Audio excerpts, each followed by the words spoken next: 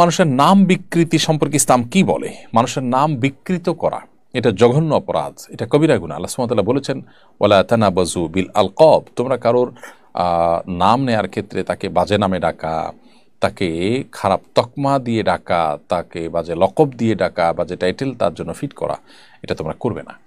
কারণ এতে মানুষের অপমান হয়, আর মানুষকে অপমান করা, অসম্মান করা, মানুষের মনে কষ্ট দেওয়া, এটা মানুষের অধিকার খর্ব করা, এবং এটা হারাম কাজ। ইমানদারের জন্য সেটি জায়েজ নয়। বিধায় কারোর নাম বিকৃতি করে তাকে ডাকা জায়েজ নাই। রসিকতা করে আজকাল নামকে সংক্ষিপ্ত করা বা কিছুটা একটু ভিন্নভাবে বলার প্রচলন আমাদের সমাজে আছে।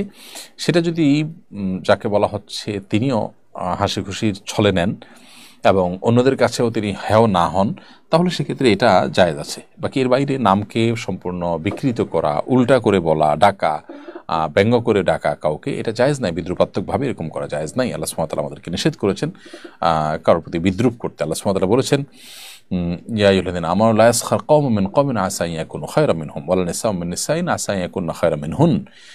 কোনো পুরুষরা অন্য পুরুষদেরকে নিয়ে, কোনো নারীরা অন্য নারীদেরকে নিয়ে যেন বিদ্রুপ ব্যঙ্গ না করে। যাকে নিয়ে বিদ্রুপ ব্যঙ্গ করা হচ্ছে, হতে পারে সে তোমার চাইতে ভালো। এই জন্য একজন মুসলিম এ ব্যাপারে সতর্ক এবং সজাগ থাকবেন।